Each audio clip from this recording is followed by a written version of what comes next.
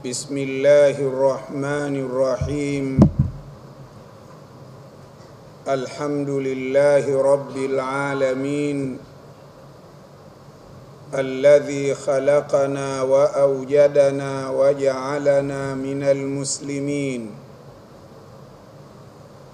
ثم نشهد أن لا إله إلا الله رب العالمين شهادة ندخرها ليوم يقوم الناس فيه لرب العالمين، يوم لا ينفع مال ولا بنون إلا من أتى الله بقلب سليم.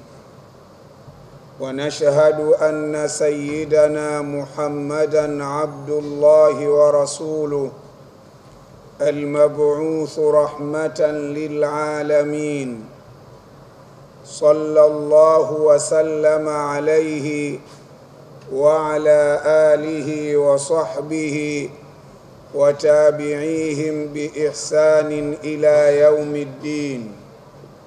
أما بعد، يقول عليه الصلاة والسلام: إن أحسن الحديث كتاب الله تبارك وتعالى، وخير الهدي هدي نبينا محمد صلى الله عليه وسلم، وشر الأمور محدثاتها، وكل محدثة بدعة، وكل بدعة ضلالة، وكل ضلالة في النار. اللهم إنا نعوذ برحمتك من عذاب النار. ثم إن الله تبارك وتعالى يقول، وهو أصدق القائلين جل جلاله: فإذا قرئ القرآن فاستمعوا له وأنصتوا لعلكم ترحمون. Baada ya kumshukuru Allah mtukufu subhana na kumtakia ziada za kheri kiongozi wetu Nabii Muhammad alayhi salatu wassalam, kwa fadhila zake Allah tabaraka wa taala ametujumuisha kwa mara nyingine katika moja ya nyumba zake tukufu kwa munasaba wa kudarasishana kitabu chake kitukufu ndani ya mwezi mtukufu iliyoteremka Qur'ani yake. Shahru Ramadhan alladhi unzila fihi alquran hudan linnasi wa bayinatin min alhuda walfurqan. Ni neema kubwa kwetu kukusanyika mahala kama hapa kwa madhumuni matukufu kama hayo. Tunamuomba Allah mtukufu subhanahu wa ta'ala aliyetujumuisha hapa kwa fadhila zake, akatujumuishe katika pepo zake pamoja na mtume wetu Muhammadin sallallahu alayhi wasallam. Tukiendelea na darsa letu la tafsiri ya Qur'ani katika kile kiwango ambacho Allah mtukufu subhanahu wa ta'ala anatuwafikisha nacho, darsa letu bado linaendelea katika suratul Kahfi, na wiki iliyopita tulisimama katika aya ya 82, na kwa maana hiyo leo insha Allah tutaendelea katika aya ya 83. Kauli ya Mwenyezi Mungu tabaraka wa taala: wayasalunaka an dhil qarnaini qul saatlu alaykum minhu dhikra. Maneno haya matukufu ambayo Mwenyezi Mungu subhanahu wa ta'ala anataka kukielezea kisa cha mja miongoni mwa waja wake wema ambao aliwapa nafasi ya kuwa viongozi katika dunia, lakini nafasi hiyo haikuwatoa katika imani yao, bali walizidi kuitumikia imani yao wakiwa katika nafasi hiyo adhim na tukufu aliyowapa Mola wao. Na kwamba anataka kufahamisha kumbe mtu anaweza akawa mtawala katika dunia, akawa kiongozi katika dunia, bado akasimama na maelekezo na maagizo ya Allah tabaraka wa taala katika huo uongozi ambao anauongoza. Sheikh Muhammad Sabuni rahmatullahi alayhi rahmatan wasi'a anasema, almunasabatu, mafungamano ya darsa lililotangulia na darsa ambalo leo tutaendelea nalo. Anasema, lamma dhakara ta'ala qissata al-Khidri, alipotaja mtukufu subhana katika darsa lililotangulia kisa cha Khidri na Musa alayhi massalatu wassalam, aqabaha biqissati dhil qarnaini, akafuatisha kisa hicho kwa kukitaja kisa cha Dhul Qarnaini. Alafu akakitaja kisa cha Dhul Qarnaini wa rihilatihi, na safari zake 3 ambazo ni 3. Safari ya kwanza ila al-magharibi, safari ya pili ila shirqi, na safari ya 3 ila saddaini. Hizi ni safari ambazo subhanahu wa ta'ala ambazo amezifanya mja wake aliyoitwa Dhul Qarnaini, na visa vyote hivi mnasaba wake mkubwa kuwataka watu kuwa na itikadi na kuwa na msimamo ulio sahihi kwa Allah tabaraka wa taala. Suala hili analosema Allah, wayasalunaka an dhil qarnaini, wanaouliza hapa ni Makuraishi, lakini Makuraishi hawa wanauliza wakiwa suala hilo wamepewa na Mayahudi. Mwanawazuoni katika wafasiri wa Qur'ani Al-Imamu Qatada anasema, innal yahuda, hakika ya Mayahudi, sa'alun nabiyya, walimuuliza bwana mtume, lakini kupitia Makuraishi, an dhil qarnaini, kuhusiana na huyu mtawala aliyoitwa Dhul Qarnaini. Anasema Allah mtukufu, wayasalunaka an dhil qarnaini, na bwana mkubwa huyu, wanasema wanawazuoni, sababu ya kuitwa Dhul Qarnaini kama kwamba ni mtu mwenye pembe mbili, bali maana yake iliyokusudiwa ni mtu aliyotawala mashariki na magharibi, ndiyo sababu ya kuitwa Dhul Qarnaini. Na inasemekana mtawala huyu alikuwa katika zama kabla ya kuzaliwa Nabii Allahi Isa kwa miaka 330 nyuma.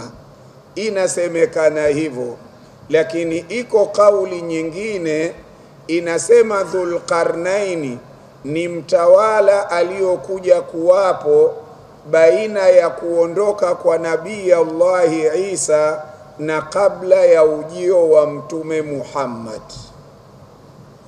Kwa hivyo subhanahu wa ta'ala anasema, wayasalunaka, Muhammad wanakuuliza, an dhil qarnaini, kuhusiana Dhul Qarnaini ni nani, alikuwa katika zama gani, alifanya mambo gani katika dunia. Masuala haya wanauliza kwa lengo la kumpima Nabii Muhammad ni mtume wa kweli? Kama ni mtume wa kweli lazima haya ayafahamu, kwa sababu hawezi kuyafahamu mtu mwingine yoyote isipokuwa kwa wahai. Na kwa Nabii Muhammadin sallallahu alayhi wasallama, kabla ya kuteremshiwa kwa Qur'ani, bado alikuwa katika jamii inayoitwa ya maummiyina, na Allah analithibitisha hilo, huwa alladhi ba'atha fil ummiyina rasula, yeye ndiyo Allah ambaye amempeleka kwa watu wasiojua kusoma na kuandika, ambayo kwa wakati huo ilikuwa jamii ya Waarabu. Amewapelekea Nabii Muhammad alayhi salatu wassalam. Kwa hivyo alikuwa anaulizwa masuala haya magumu kwa lengo la kumfanya ashindwe. Atakaposhindwa kutoa jawabu, maana yake watakuwa wamefahamu Muhammad sio mtume wa Mwenyezi Mungu. Kwa hivyo Allah anasimulia, wayasalunaka, wanakuuliza Muhammad jamaa zako, wanakuuliza Muhammad Mayahudi, an Dhil Qarnaini, kuhusiana na mtu anayeitwa Dhul Qarnaini. Mwenyezi Mungu anamwambia mtume wake, qul, sema uwajibu jamaa zako, sema uwajibu Mayahudi, saatlu alaikum minhu dhikra, nitakusomeeni juu lenu Qur'ani itakayomueleza vizuri Dhul Qarnaini ni nani, alikuwa katika zama gani, na alifanya nini. Saatlu alaikum minhu dhikra, nitawasomea juu lenu kuhusu habari za Dhul Qarnaini, nitawasomea Qur'ani. Allah tabaraka wa taala akimueleza Dhul Qarnaini anasema, inna makanna lahu fil ardi, huyu Dhul Qarnaini tulimuwezesha katika kila nyenzo za kuweza kutawala na kuishi katika ulimwengu, kwa kuuendesha kwa namna mbalimbali za uwezesho. Inna makanna lahu fil ardi, sisi tulimmakinisha Dhul Qarnaini kwa kumpa nyenzo za kuweza kutawala na kuongoza. Wa atainahu min kulli shay'in sababa, na tulimpa Dhul Qarnaini katika kila anachokihitajia katika uongozi wake, tulimpa sababu na njia ya kukifikia kitu hicho. Huyo ndiyo Dhul Qarnaini.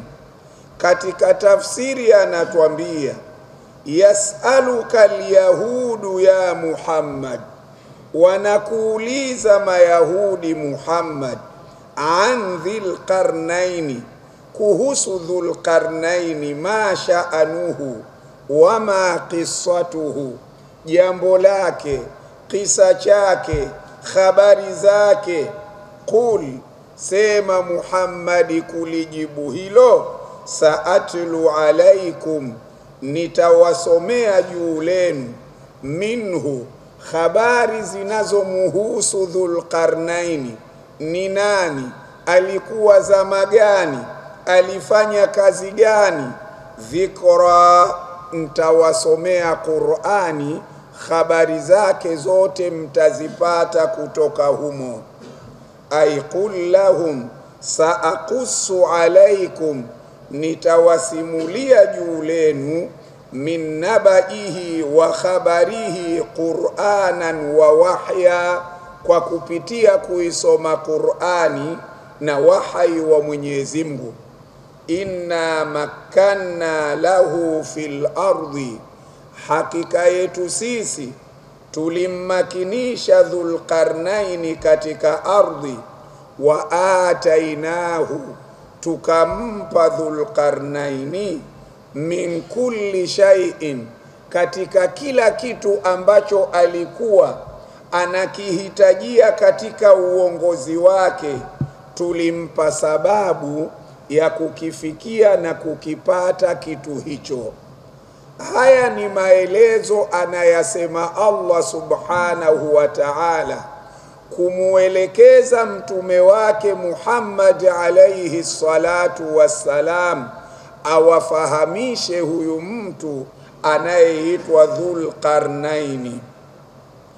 Kwa maana mfasiri anasema yassarna lahu, tulimuwepesishia Dhul Qarnaini asbab almulki wassultani, sababu za ufalme, sababu za utawala, sababu za uongozi, walfathi walumrani, na sababu za kuweza kuteka miji mbalimbali ya maadui zake, lakini walimran, na sababu za majengo tulimuwezesha.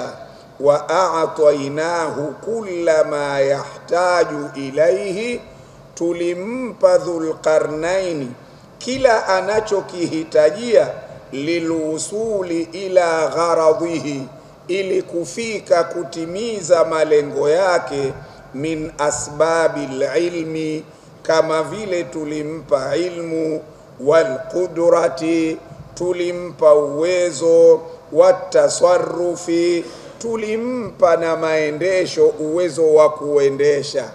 Kwa nini haya yote alipewa Dhul Qarnaini? Kwa sababu utawala na uongozi wake Dhul Qarnaini haukutokana na mabavu na kubenwa mtu yoyote na kunyang'anywa mtu yoyote na kuteswa mtu yoyote. Kwa hivyo Mwenyezi Mungu Tabaraka wa Taala aliridhika na uongozi wa Dhul Qarnaini, ndio Allah Tabaraka wa Taala akampa njia ya kufikia kile ambalo amekuwa na malengo ya kulifikia jambo hilo. Na haya wanapewa tu wale watu ambao katika kuingia kwao katika nafasi ni kwamba Allah Tabaraka wa Taala aliwasahilishia na kuingia katika nafasi hizo kwa uadilifu. Lakini ikiwa mtu kaingia katika nafasi kwa kumbena mtu, kwa kumponda mtu, kwa kumvurugia mtu, Mwenyezi Mungu Tabaraka wa Taala hawezi kusimama naye, kwa sababu huo uongozi alionao ni uongozi aliosukumiwa na Allah, na kwa maana hiyo Allah Tabaraka wa Taala hawezi kumsapoti katika nafasi yake. Tunakwenda pamoja. Qala almufassiruna, wanawazuoni wa ilmu ya tafsiri wamesema, Dhul Qarnaini, huyu Dhul Qarnaini huwa al-Iskandari al-Yunani. Huyu jina lake ni Askandaria, ambaye asli yake ni Mgiriki. Huyu malika al-mashriqa wal-maghriba, huyu au malaka al-mashriqa wal-maghriba, alimiliki mashariki na magharibi. Fasumia, kwa sababu ya kuitawala dunia yote, ndio akaitwa Dhul Qarnaini, akaitwa kama mtu mwenye pembe mbili. Hiyo ndiyo sababu ya kuitwa hivyo, lakini jina lake al-Askandar. Wakana malika mu'mina, alikuwa kiongozi huyu ni mfalme mtawala aliye na sifa ya imani, sio imani ya magambo. Alikuwa muumini anayemtambua Allah kwamba huyu ni muumini wangu. Na huyu Dhul Qarnaini alikuwa muumini anayemtambua Allah kwamba huyu ndiyo bwana wangu, siwezi kufanya lolote bila ya kupata muongozo kutoka kwa bwana wangu. Kwa hivyo Allah alimtambua Dhul Qarnaini kuwa ni muumini, na muumini alimtambua Allah subhanahu wa ta'ala kwamba mambo yake yote hayawezi kwenda kama hakupata taufiki ya Mola wake. Wama tashauna illa an yasha Allahu rabbul alamina.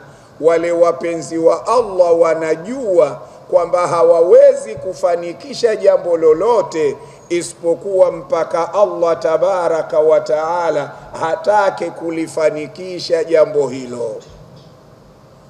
Tayib, kwa hivyo alikuwa malikan mu'minan makkana Allahu lahu, Mwenyezi Mungu akamwezesha Dhulqarnaini na kummakinisha Dhulqarnaini fil ardi, katika dunia. Faadala fi hukumihi, akawa muadilifu katika uongozi wake. Hili ni tatizo gumu sana, kumpata kiongozi katika dunia alafu akawa na sifa ya uadilifu. Hilo ni suala nadra na muhali mno, lakini Dhulqarnaini alikuwa mu'min na Mwenyezi Mungu anamsifu kwamba alikuwa muadilifu. Uadilifu katika uongozi ni jambo lililowajibishwa kwa kila aliye kiongozi. Hata baba ndani ya watoto wake anatakiwa kuwa muadilifu. Isiwe mmoja anamsomesha katika skuli, darasa moja kuna watoto 20 na kila mtoto ana kompyuta, lakini mwingine anamsomesha katika skuli, darasa moja lina watoto 200 alafu walimu wawili. Isije ikawa hivyo, baba atakuwa hana uadilifu. Kadhalika uadilifu unatakiwa kwa kiongozi ambaye ni mume, ima ana wake 2 au 3, wake hawa wote wapate zamu zao, wake hawa wote wapate maneno mazuri.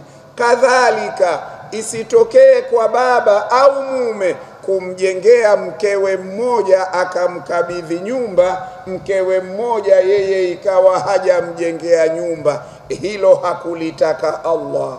Anamwambia Daud alayhi salam, ya Daud inna ja'alnaka khalifatan fil ardi, sisi tumekufanya wewe kuwa kiongozi katika dunia. Fahkum baina nasi, unapowaongoza watu usiwabague watu wamezaliwa wapi, usiwabague watu wametokea upande gani, usiwabague watu kwa sababu wana chama gani. Daudi anaelekezwa na Allah tabaraka wa taala, maadamu yeye kashapewa uongozi, asiangalie nani alinichagua au nani hakunichagua. Fahkum baina nasi bil adli, hawa unaowaongoza kama kuna mpango wa kupata kilo ya sukari, kila mmoja apate kilo ya sukari. Kama kuna mpango wa kila mmoja afike form 4, basi kila mmoja afike form 4. Kama kuna mpango kila aliyemaliza form 4 apate cheti, basi kila mmoja apate cheti. Hata kama huyo mtu ametoka katika sehemu yawezekana wewe hujaifurahia. Fahkum baina nasi bil adli, waongoze unaowaongoza kwa uadilifu. Haya maelezo anaelekezwa Nabii Allah Daud.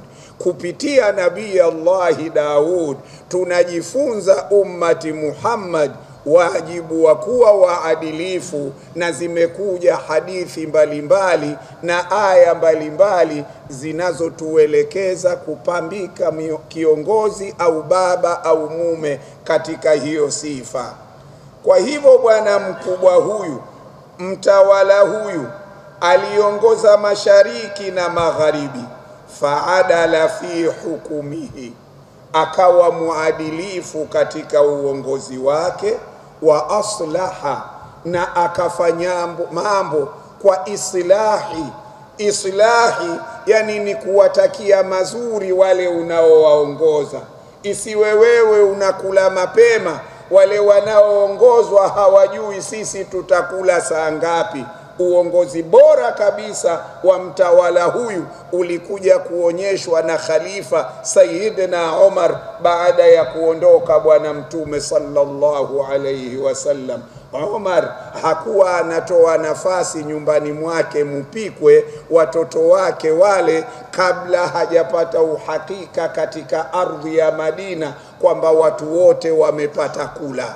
Tofauti na dunia ya sasa, wale waliokuwa katika neema wanazidi kujichimbia katika neema, na wale waliokuwa huko daraja la 3 wanaporomoka kwenda daraja la 4. Tunakwenda pamoja. Wakana, kiongozi huyu alikuwa fil fitrati baina Isa wa Muhammad. Hii ni kauli moja. Alikuja katika zama baada ya kuondoka mtume Isa na kabla hajaja mtume Muhammad salawatullahi alayhima, rehma za Mwenyezi Mungu ziwe kwa manabii wawili hao. Na kauli nyingine ndiyo inasema huyu bwana alikuja katika zama miaka 330 kabla ya kuzaliwa kwa Isa bin Maryam. Haya unaweza ukayakuta katika Tafsirul Maraghi na tafsiri nyingine kubwa kubwa. Taib.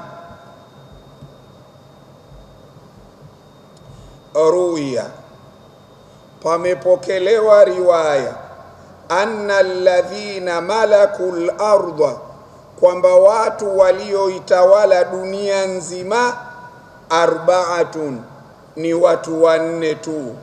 Mu'minani, waumini 2 ndio walitawala dunia nzima.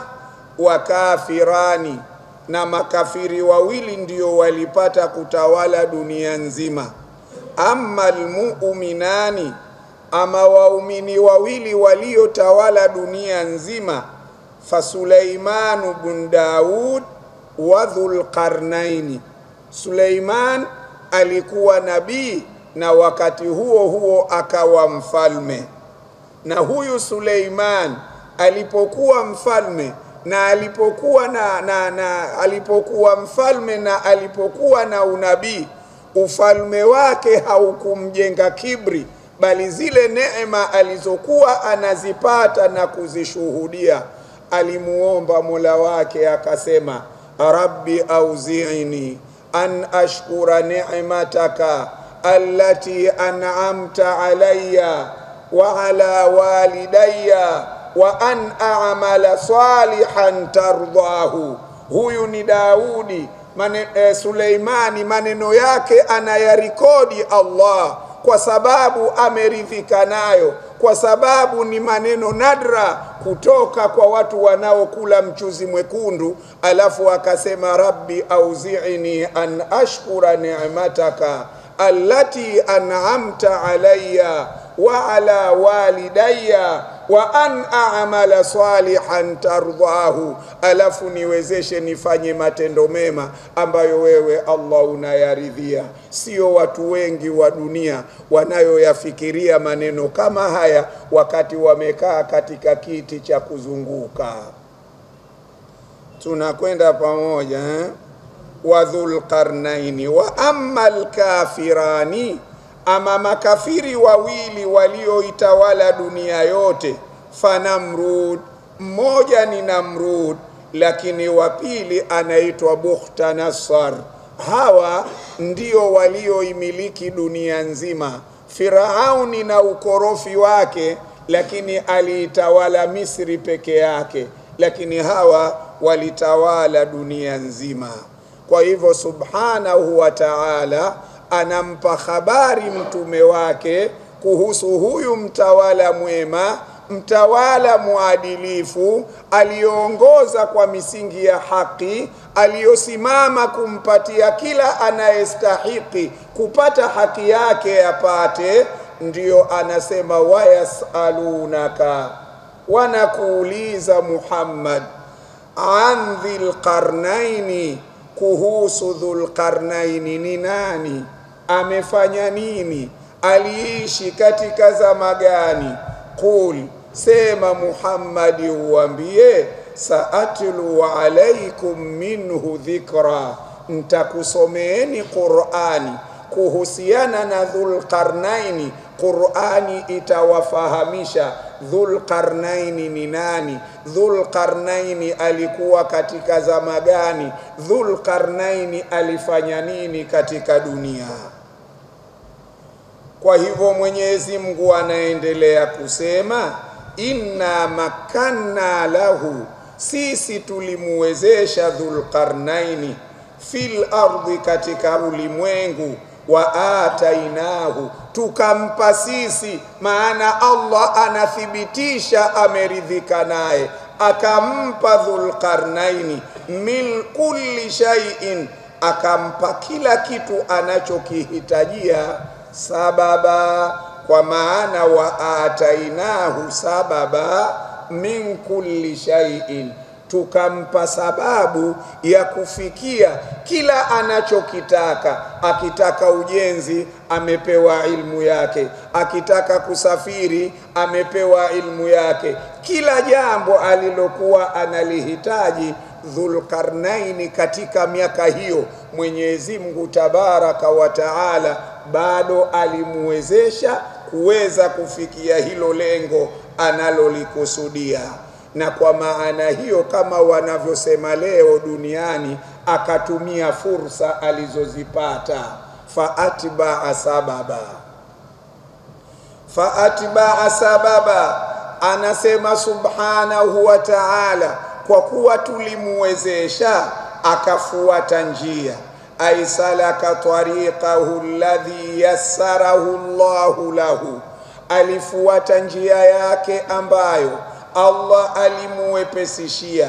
Wasara jihata al-magharibi, akatembea kuelekea huko kunako zama jua upande wa magharibi.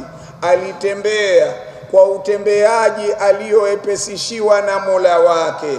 Hata idha balagha maghariba shamsi, mpaka akafikia mahala wasala al-maghriba, kwa ufupi akafika huko magharibi ya dunia, sehemu ambayo kwa yeye aliona kama kwamba ndiyo ameshafika mwisho wa dunia. Na kwa wakati huo dunia yenyewe haikuwa kubwa kwa kiasi hicho, na ndiyo maana ikasema hata idha wasala maghariba shamsi, mpaka, yani hii hata ina maana ya ila, na ila hapa ina maana ya ghaya. Alitembea huyu bwana mpaka akafikiria sehemu ambako jua linazama. Hata idha balagha maghariba shamsi, ay wasala al-maghriba, wajadaha, akalikuta jua, fi ain, wajadaha taghrub fi ainin hamia, akalikuta jua linazama katika mto ambao mto uliochanganyika na dongo, yani kama ni mto wa matope. Na hili sio uhalisia na uhakika wake, lakini vile alivyoona Dhulqarnaini, aliliona jua kama linazama katika ainun hamia. Tunafahamiana? Sio ndio uhalisia kwamba jua linazama katika huo mto ulio kama na matope na madongo. Yeye alivyoona ndivyo Qur'ani inavyosimulia. Sisi tunafahamiana? Aiwajada shamsa, alilikuta jua, taghrubu fi ma'in wa tinin, linazama katika maji na dongo. Hasba ma shahada, kwa mnasaba wa vile alivyoona yeye. La hasba alhaqiqati, sio katika uhakika na uhalisia.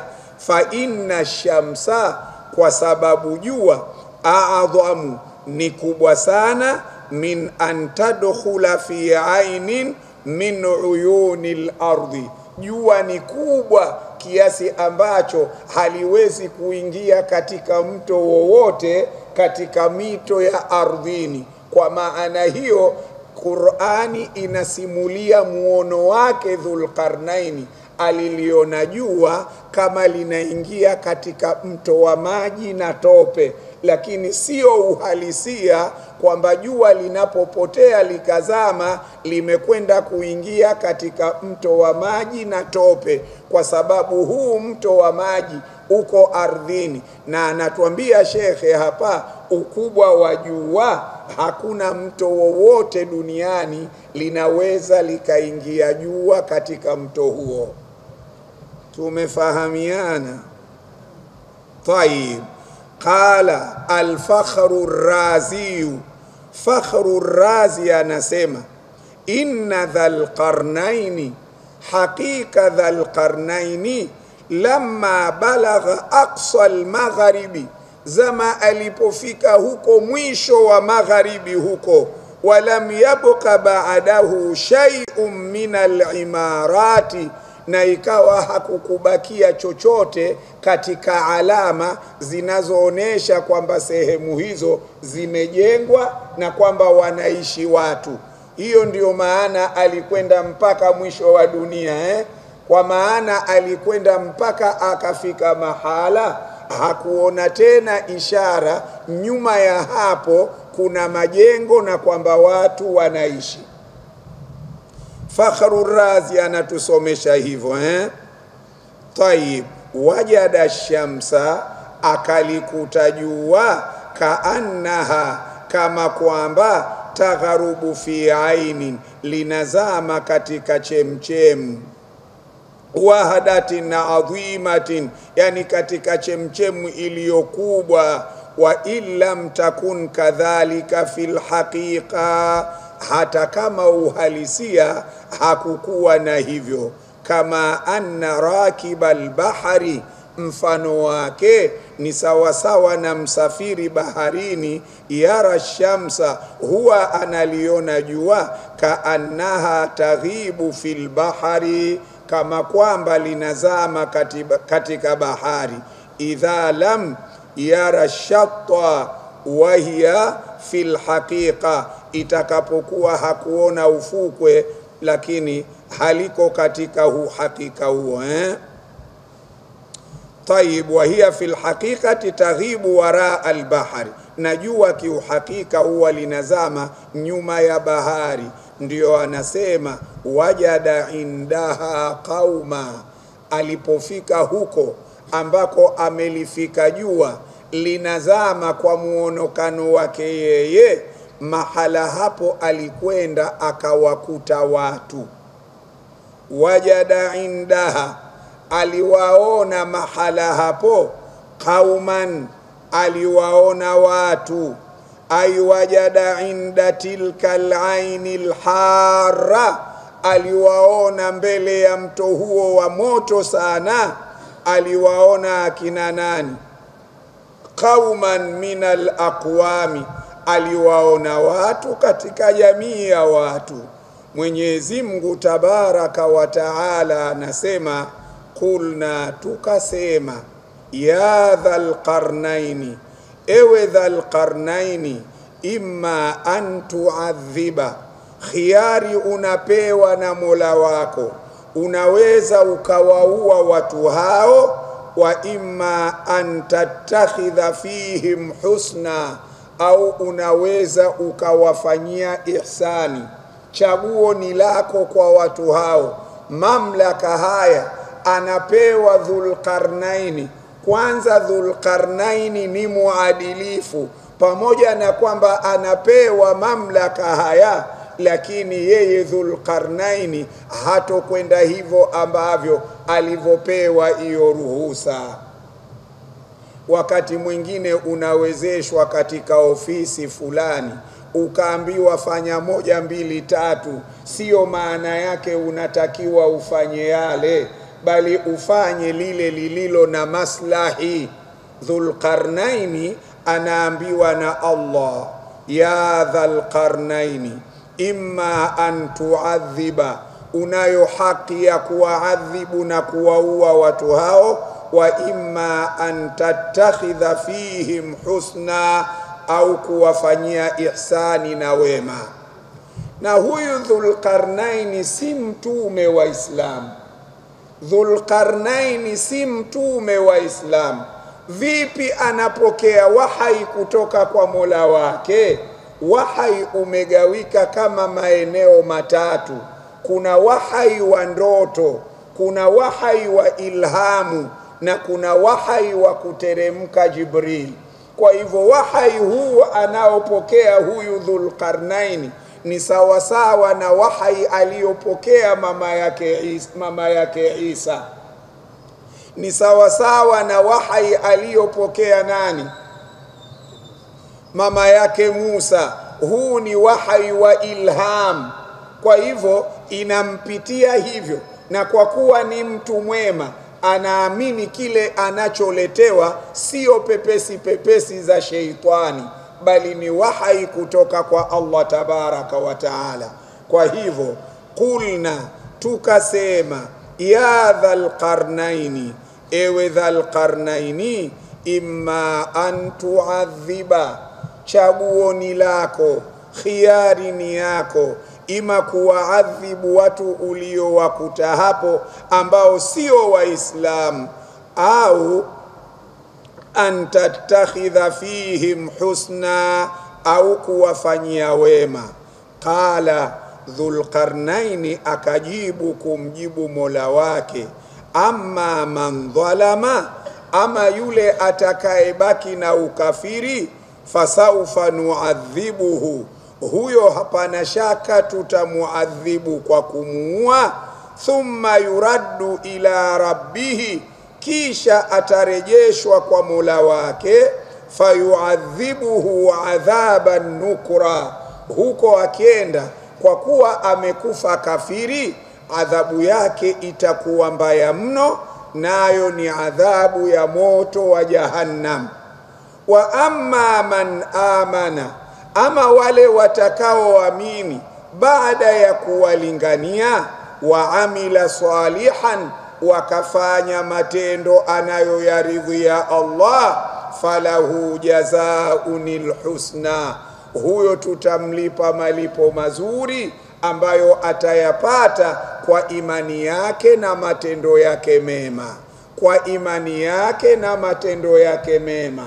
Aya zote zilizokuja kuahidi waumini ni aya zilizokuja baada ya imani, zimeambatanishwa na kutenda matendo mema. Innal insana lafi khusri illa alladhina amanu wa amilu salihati. Anasema innal ladhina kafaru min ahli alkitabi wal mushrikina fi nari jahannama khalidina fiha ulaika hum sharrul bariya. Innal ladhina amanu wa amilu salihati, nimeiruka ulaika hum khairul bariya. Kwa hivyo amanu wa amilu salihati, amanu wa amilu salihati. Tunajitahidi sana katika mwezi wa Ramadhani kuishika aya hii, amanu wa amilu salihati. Aliyekuwa akivuta sigara kaacha, aliyekuwa akilala geto kaacha, aliyekuwa haswali sasa anaswali, misikiti masha Allah inajaa. Kwa nasaha tu, kama umekubali kufunga ukaiona ni amri ya Allah na una wajibu kwamba wewe ufunge, basi ndio vile vile aliyekuwajibishia wewe uswali. Kwa hivyo usione amri ya funga ina ukubwa kuizidi amri ya swala. Na hata hao wanaoswali mwezi wa Ramadhani wana akida wanayopeana, usiposwali funga yako haipokelewi, hata kama sio maneno sahihi, kwa sababu funga ni ibada nyingine na swala ni ibada nyingine, na Mungu ana khiari yake. Lakini wasiofunga wamepeana akida hiyo, kama huswali maana yake funga yako haipokelewi. Basi elewa kama hiyo ndiyo itikadi yako, na kama huswali huna amali yoyote njema utakayoifanya Mungu akaipokea. Kwa hivyo awalu ya kila kitu ni ibada ya swala. Wama umiru illa liya'budu Allah mukhlisina lahu ad-dina hunafaa alafu wa yuqimu as-salata wa yu'tu az-zakata wa dhalika dinul qayyima. Kwa hivyo swala tusiziswali kwa sababu tu Ramadhani ipo. Twaa tusionyeshe twaa kwa Mola wetu kwa sababu tu Ramadhani ipo. Kama sigara umeacha mwezi wa Ramadhani, acha na mwezi wa Shawwali. Kwanza ina maandishi ndani ya paketi yako. Ile sigara ina maandishi ndani ya paketi lake. Wenyewe wamesema sigara ina madhara kwa afya yako, na Mwenyezi Mungu anatukataza wala tulqu biaidikum ila tahaluka. Ni haramu Waislamu kujipeleka katika jambo la maangamizi, kwa kuwa sigara madaktari wamesema na waandishi wenyewe watengenezaji wamesema ina madhara. Maana yake ukipata kifua kikuu ikawa ndio sababu ya kifo chako, hicho kifo wewe unahusika kwa kujidhulumu. Utakwenda kumwambia Allah tabaraka wa taala, kwa nini kifua chako kilioza? Tunakwenda pamoja? Tayyib. Anasema Maulana jalla jalalu, qulna ya dhal qarnaini imma an tu'adhiba wa imma an tattakhidha fihim husna. Ay qulna lahu bitariqil ilhami, kwa njia ya ilham. Imma an taqtulahum, unayo haki ya kuwaua, au tad'uuhum bilhusna, au kuwalingania waje katika wema, ila alhidayati wal iman. Hidaya na imani ndiyo wema. Qala almufassiruna kanu kuffara. Hawa watu waliowakuta Dhulqarnaini ni watu ambao asili yao ni makafiri. Fakhayyarahu Allahu, Mungu akhamkhiyarisha Dhulqarnaini baina an yu'adhibahum bilqatli, baina ya kuwaua hawa, kuwaadhibu kwa kuwaua, au yad'uuhum ila alislam, au awalinganie katika Uislam, fayuhsinu ilaihim, ili awafanyie wema na ihsani. Huyo ni mfalme, tumesema mfalme muadilifu. Maisha yake katika uongozi wake anasimamiwa na Mola wake, anaongozwa na Mola wake, kwa sababu ufalme wake hakuupata kwa kumbena mtu. Tunafahamiana? Tayyib. Qala Dhulqarnaini akasema, amma man dhalama, ama yule atakayedhulumu, fasawfa nu'adhibuhu. Na dhalama hapa man asarra ala al-kufri, yule atakayeendelea kuwa kafiri. Anasema Dhulqarnaini, fasawfa naqtuluhu, huenda huyo tukamuua. Thumma yuraddu ila rabbihi, yuraddu ndio kisha atarejeshwa kwa Mola wake. Fayuadhibuhu, na Mola atamuadhibu mtu huyo ambaye atakufa mshirikina, ambaye atakufa kafiri, adhaban nukura, adhabu nzito na kali. Makosa mengine yote Mwenyezi Mungu anayo nafasi ya kutoa msamaha, lakini makosa ya kufa kafiri, makosa ya kufa mshirikina, huyo mtu hapati msamaha wa Mungu. Hata kama mwaka mzima tutaomboleza na wimbo wetu kalale pema peponi kamanda, tunakuja, haendi peponi, haendi peponi, haendi peponi mtu yoyote atakaye kufa kafiri. Hata kama wakati wa kupelekwa kaburini kwake alipelekwa kwa mwendo wa maringo kabisa, kwa mwendo wa pole kabisa, alafu wanaombeba wakapita katika zulia la njano, sijui linakuwa kama la buluu, umefahamu bwana. Lakini akiondoka huyo mtu katika dunia kafir, au akiondoka huyo mtu katika dunia mushrik, huyo mtu Mwenyezi Mungu hamsamehe. inna Allaha la yaghfiru an yushraka bihi wa yaghfir ma duna dhalika liman yashau. Na hii wa yaghfir ma duna dhalika liman yashau, ile zamani katika viwanja vya mipira kulikuwa dakika 5 za mwisho wa mechi, kuna kipindi kinaitwa fungulia mbwa, si ndio walikuwa wanasema hivyo? Na kwa kuwa tulikuwa wadogo, basi ukisikia fungulia mbwa na nyie mnaingia, yani nyie ndo mbwa yenyewe mlofunguliwa, umefahamu? Fungulia mbwa, mnaingia. Sasa hii aya ya Mwenyezi Mungu hapa anasema kwamba Mwenyezi Mungu la yaghfir an yushraka bihi wa yaghfir lima duna dhalika. Usifanye mijidhambi ukawa unasema nitaingia katika watu watakaosamehewa kama wale wanaoingia mwisho wa gemu, kwa hiyo nafasi ya fungulia mbwa. Umefahamu?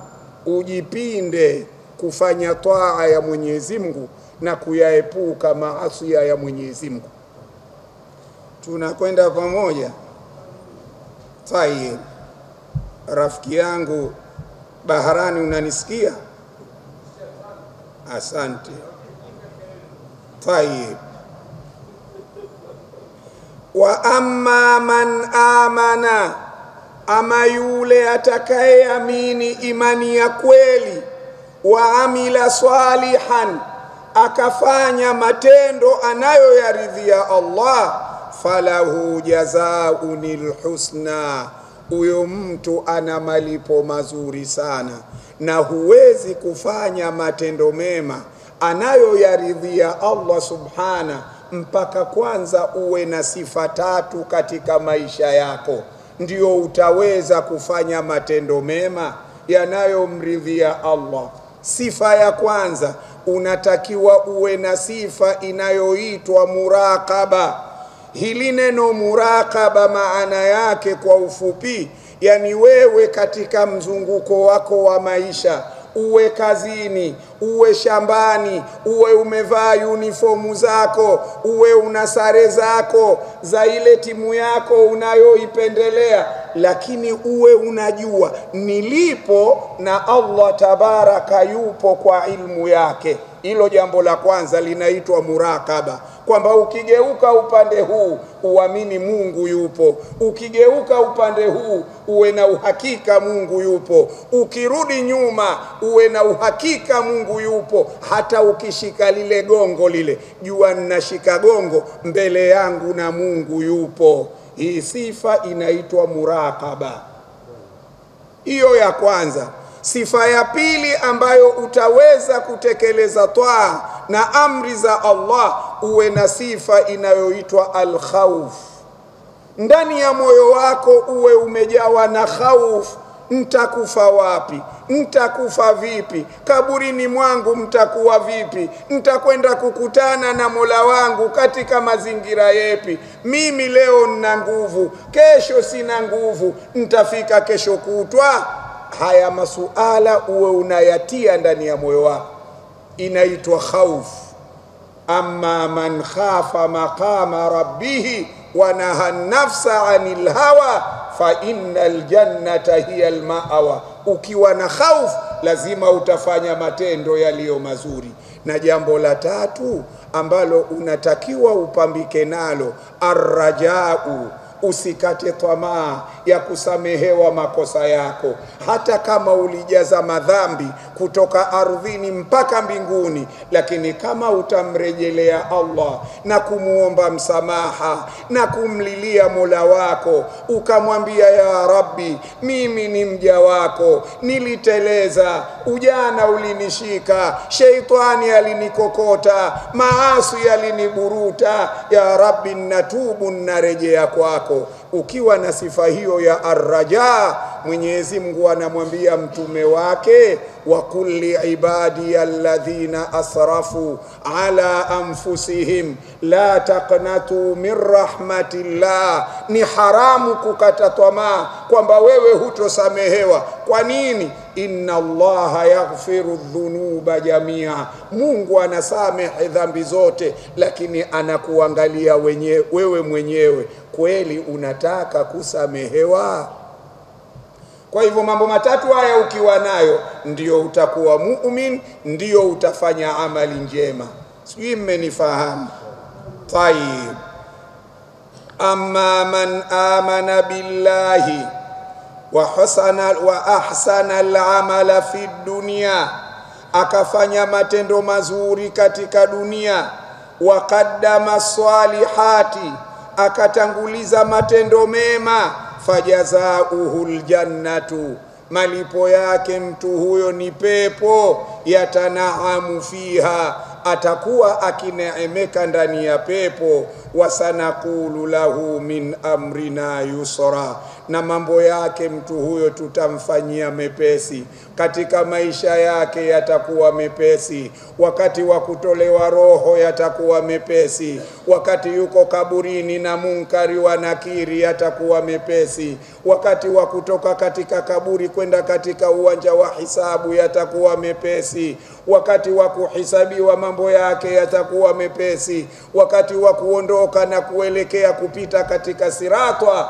mambo yake yatakuwa mepesi. Nani? Man amana wa amila amalan saliha, yule atakayeamini akafanya matendo anayoyaridhia Mwenyezi Mungu. Wasanaqulu lahu fi amrina yusra, ainu yassira alayhi fi dunya, tutamuepesishia katika dunia.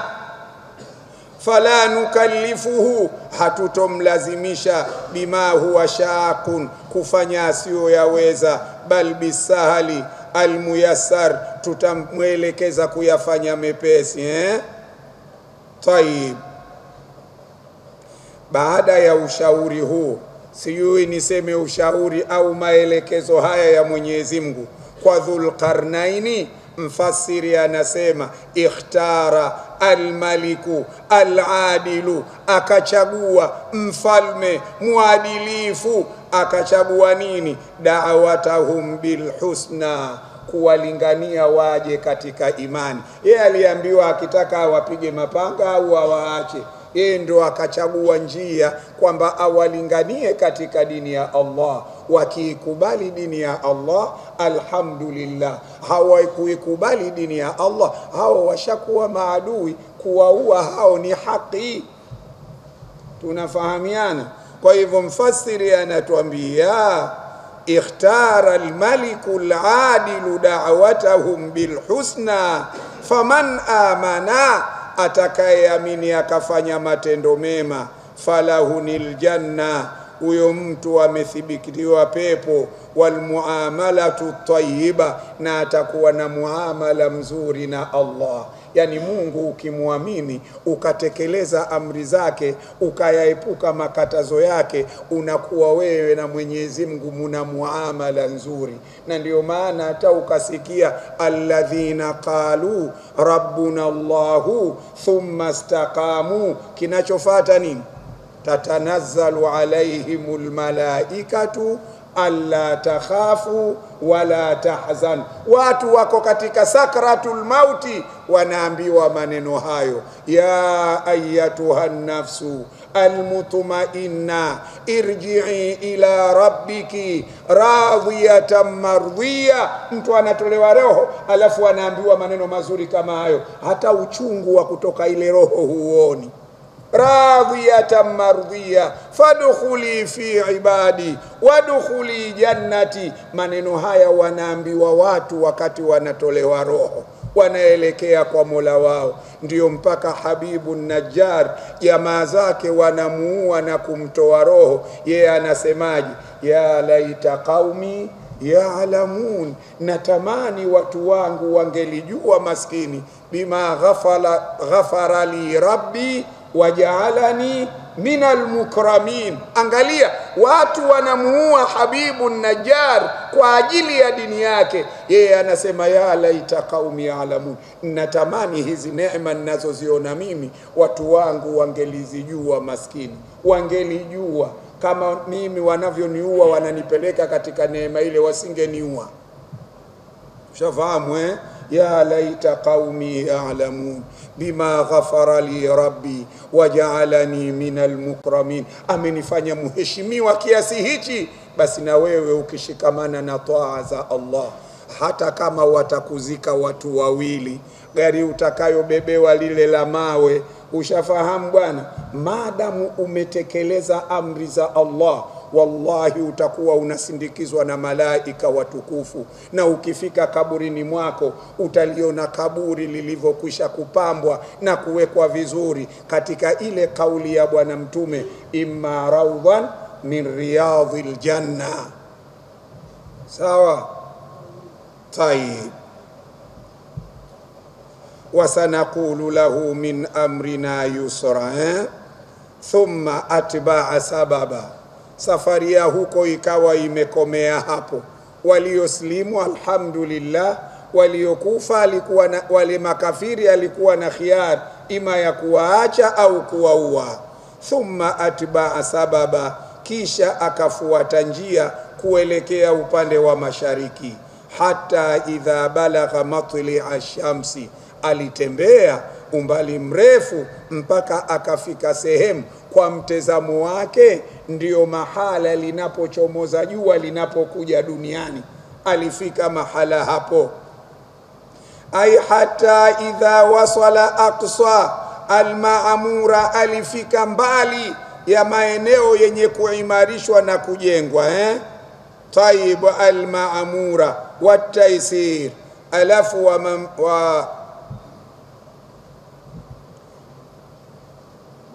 طيب حتى إذا بلغ مطلع الشمس حتى إذا وصل أقصى المعمورة من جهة الشرق upande wa mashariki, haithu matla ishamsi, pale ambapo jua linachomoza, fi aini rai, kwa mujibu wa jicho la mwenye kuona, anaona jua lile linachomoza pale, lakini sio uhalisia.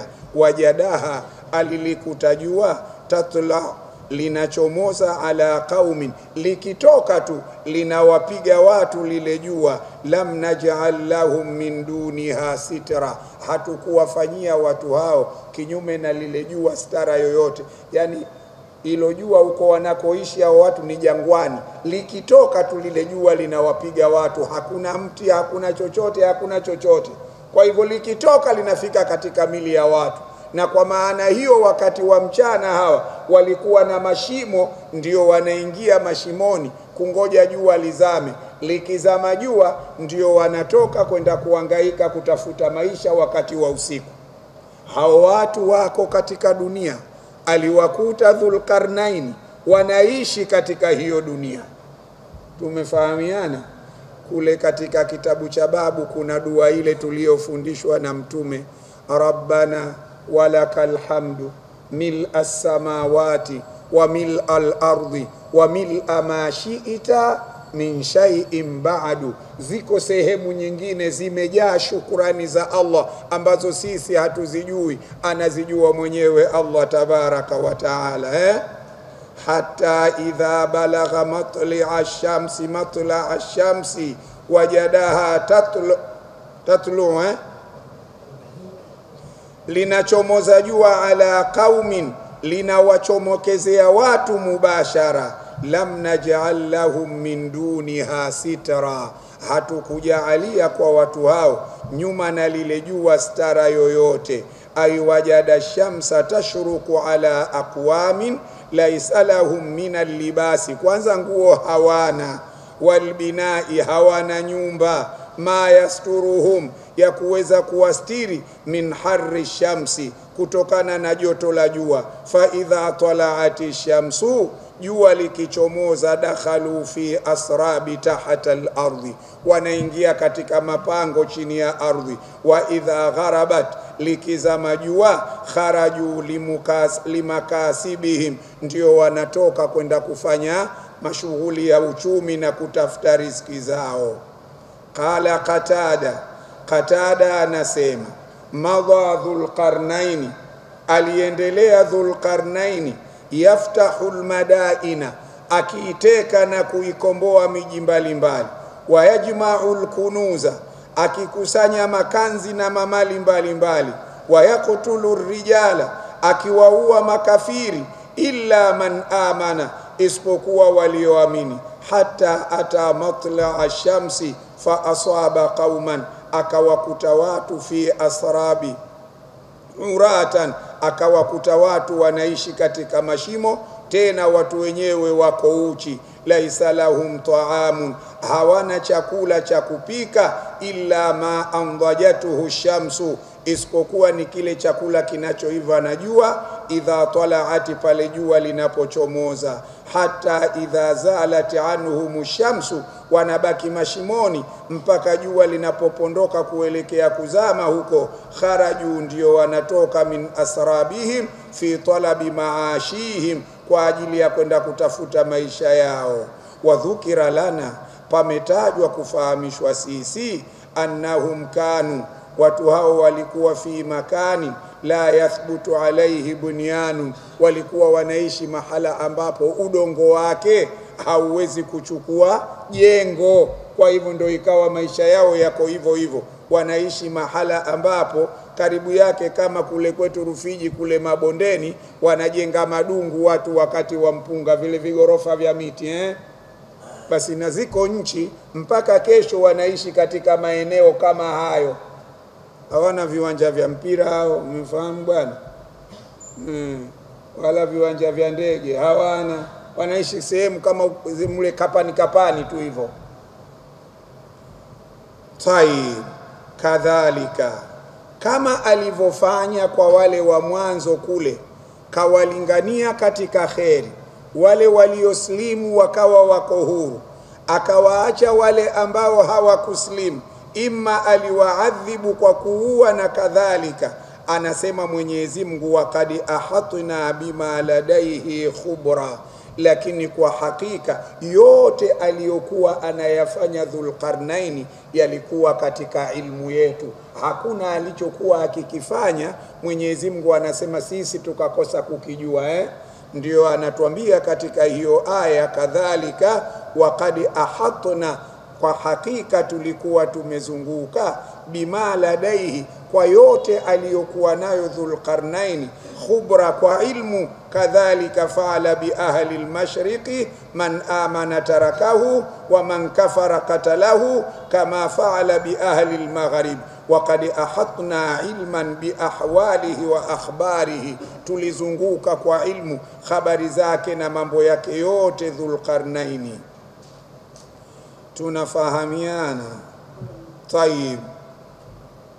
Wa utadihi, ile nguvu zake, wa junudihi, jeshi lake, fa amruhu, jambo lake, min al-azamati wa kathra, fa amruhu min al-azamati wa kathrati rijali, bihaithu la yuhitu bihi illa ilmu al-latif al-khabir.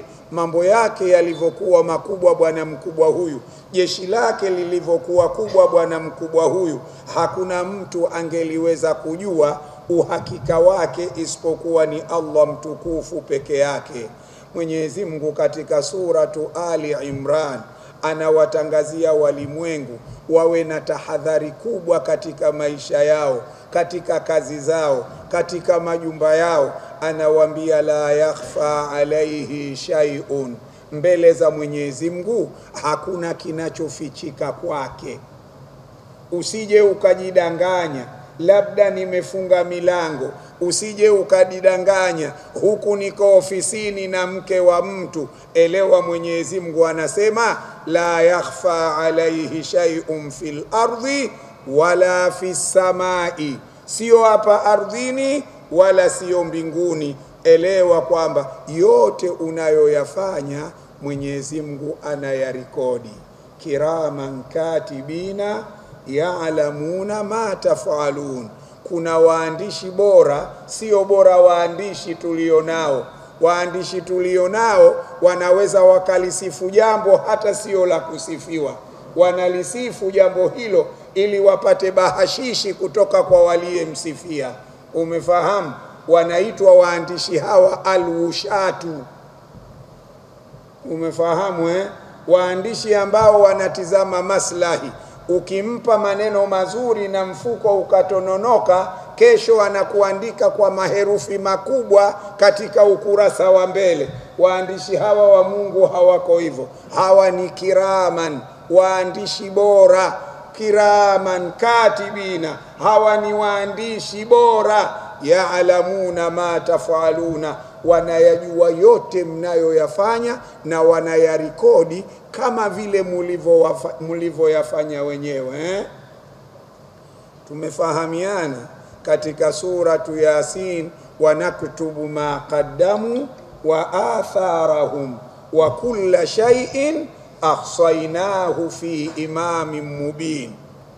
Ili ulielewe, ulijue hilo kwamba kila unalolifanya linarekodiwa, na kama umeanzisha jambo jema hata ukifa thawabu zako zitakujia.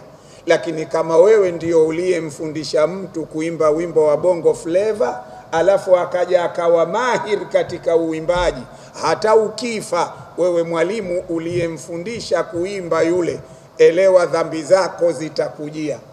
Maqaddamu wa atharahum, na zile athari walizoziacha katika dunia, ikiwa njema thawabu zako zitakujia, ikiwa mbaya thawabu zako zitakujia, dhambi zako zitakujia. Naam, bila shaka hapa idabidi tusimame kwa sababu muda wetu utakuwa umemaliza. Tuje kuondokea katika safari ya tatu, thumma atba'a sababa hata idha balagha baina saddaini. Na hapa tutakuja kuwaona watu wanaitwa akina Yaajuja wa Maajuja. Hawa ni watoto wa Adamu alayhi salam, ni katika wanadamu kama sisi, lakini hawa Yaajuja wa Maajuja sifa zao walizosifiwa, musiduna fil ardi, hawa hawali wanafakamia. Sawa Sasa hao akina Yaajuja wa Maajuja aliyowazibia huko Dhulqarnaini, alhamdulillah kwa hao. Lakini wako akina Yaajuja wa Maajuja ambao tunaishi nao katika nchi zetu, akipewa wizara mpaka aikaushe, akapewa tenda mpaka aimalize, ushafahamu. Na kwa bahati mbaya kwa sasa hivi hatujampata nani yule Dhulqarnaini ambaye atawazuia akina Yaajuja wa Maajuja waliopo. Allahumma hidina bihudaka waj'alna mimman yusari'u fi ridhaka wala tuwallina waliyan siwaka wala taj'alna mimman khalafa amraka wa asaka. Ashhadu an la ilaha illa Allah, nastaghfirullah, nas'aluka aljannata ilahi wa na'udhu bika minan nar. Allahumma innaka afuun tuhibbul afwa fa'fu anna ya karimal afw. Nashhadu an la ilaha illa Allah, nastaghfirullah, nas'aluka aljannata ilahi wa na'udhu bika minan nar.